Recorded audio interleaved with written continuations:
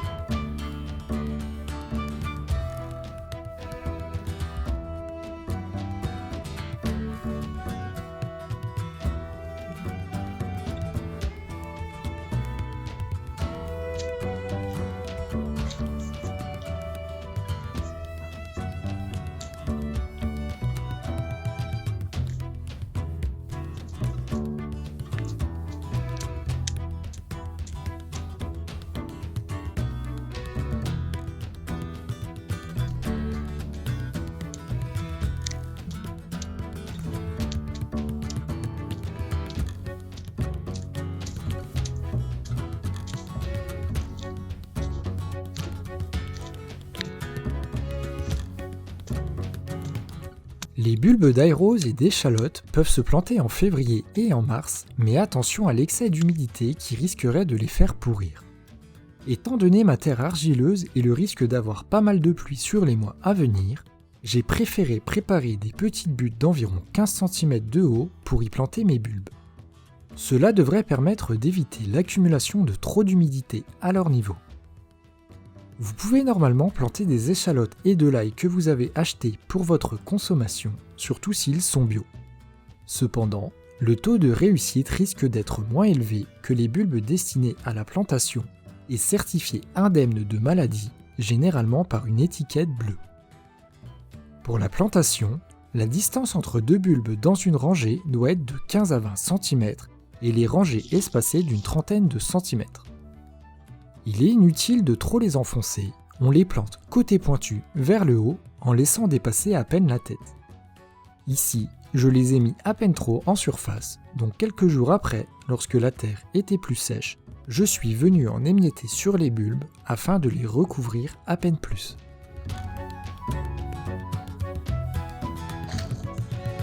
Bien sûr, on ne plante pas toute la tête d'ail, il faut d'abord séparer les gousses, également appelées cailleux.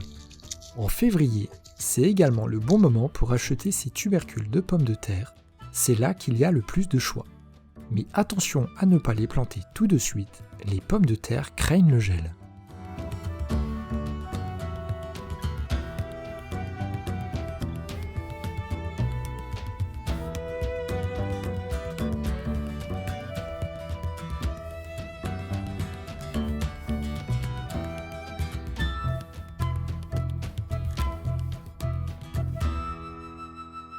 Pour germer, la plupart des graines ont besoin d'une température minimale de 8 degrés, voire plus.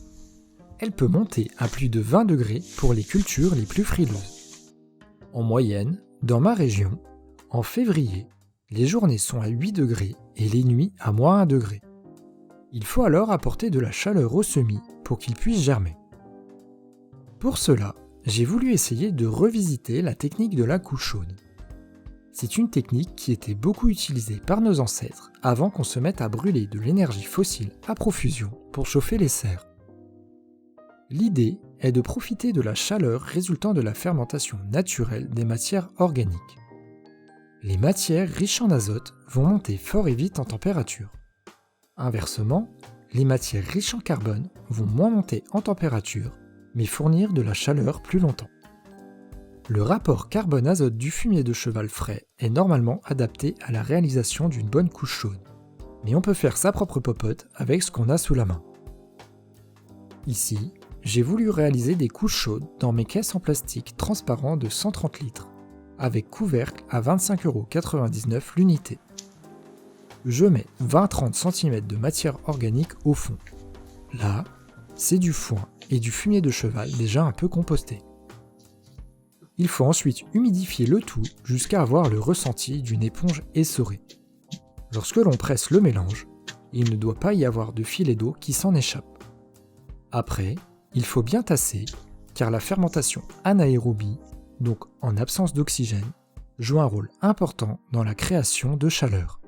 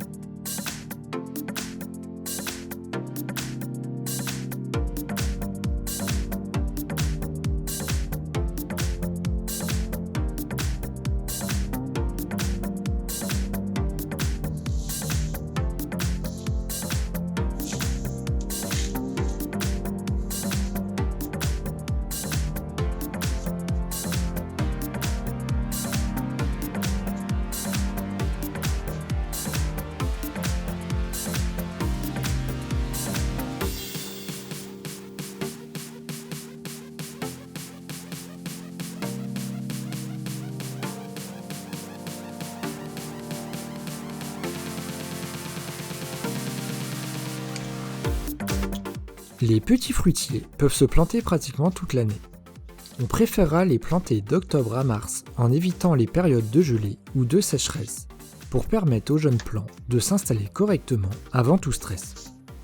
Début février, les jardineries ont refait leur stock. On a donc profité d'avoir plein de choix pour acheter nos plants. J'ai ensuite préféré les planter directement malgré les risques de petites gelées à venir. Avec un bon paillage, ça devrait passer. On a pris des framboisiers, un mûrier et une vigne en privilégiant les variétés remontantes, ce qui signifie qu'elles produiront des fruits sur une longue période de plusieurs mois, et non pas une grosse production d'un coup. Pour la plantation, prévoir environ 1 mètre entre chaque plant. J'ai décompacté le sol autour du trou de plantation pour faciliter le développement des futures racines. Une fois le trou creusé, j'ai décompacté un peu la terre à l'intérieur, encore une fois pour faciliter la tâche aux racines. J'ai ensuite rempli le trou d'eau et mélangé un peu pour créer une sorte de boue qui viendra recouvrir toutes les racines. Cette étape est surtout importante lorsque vous achetez des arbres en racines nues et que vous souhaitez zapper l'étape de pralinage. On rebouche, on arrose copieusement, on remet le paillage et le tour est joué.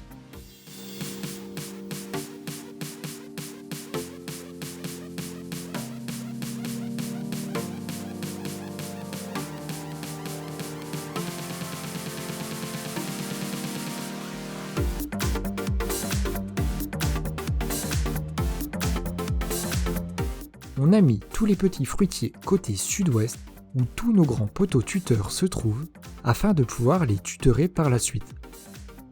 Pour le mûrier et la vigne, qui vont normalement monter très haut, on les a plantés contre un grand poteau tuteur pour qu'ils y grimpent et s'enroulent de part et d'autre des fils de tension. Si ça marche, ça va être chouette. Hâte de voir ça.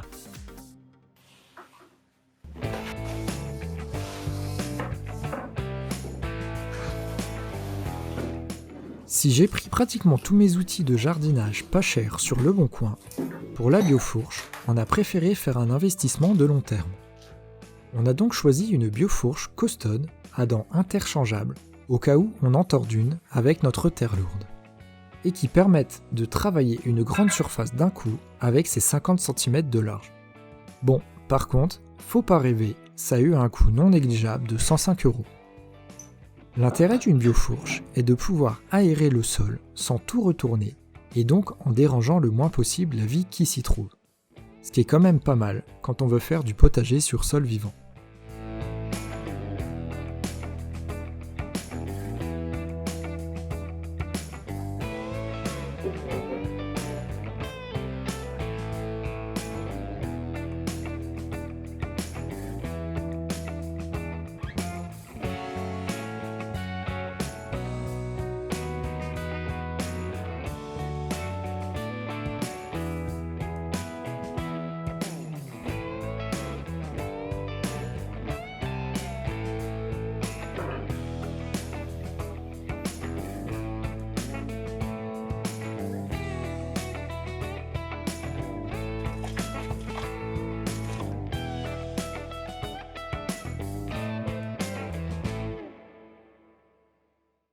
Ah, ça y est, on lance les premiers semis de la saison.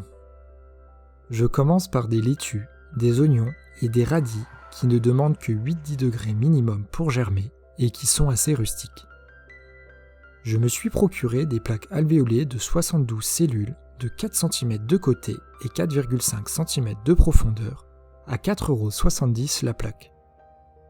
Cette solution m'a semblé pratique et économe en terreau à semis.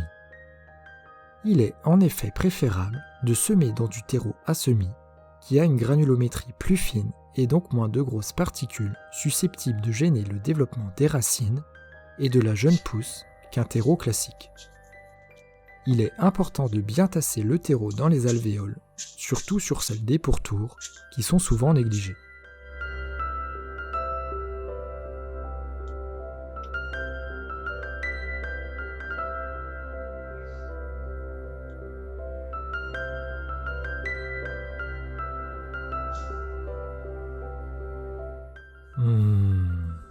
C'est apaisant, non ?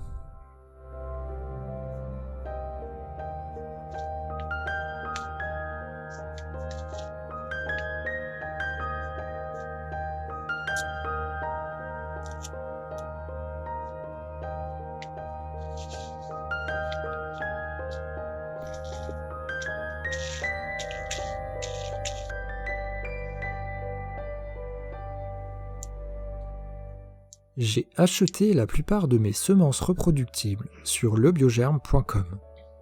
Le prix est correct, bien que le choix de variétés soit assez limité. Ma sœur m'a également fourni des semences de la ferme de la Sainte-Marthe ou de Cocopelli, où vous trouverez un nombre de variétés folles, mais si vous n'avez pas de réduction, il va falloir y mettre le prix. Une fois les graines en place, on les recouvre à peine avec de préférence du substrat tamisé, mais ici, je n'avais pas mon tamis sous la main.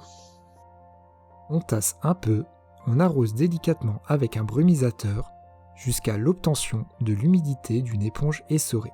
Et oui, encore une fois. J'ai ensuite placé ma plaque alvéolée directement sur ma couche chaude dans la caisse en plastique. Ce petit espace confiné devrait permettre d'allier chaleur, humidité et une bonne luminosité sans avoir besoin de trop de matière organique pour la fermentation.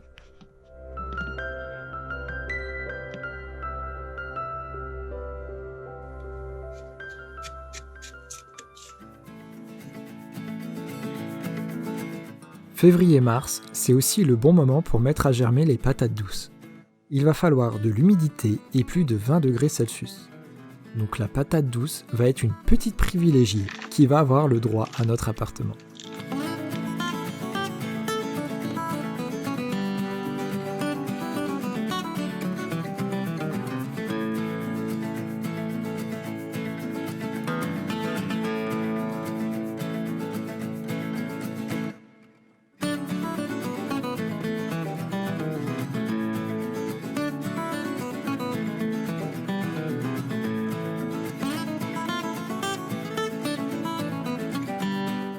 Merci d'avoir suivi cette vidéo qui marque doucement le commencement de la saison. Si elle vous a plu, merci de la liker, la partager et de vous abonner à cette chaîne YouTube L'émerveillement nature.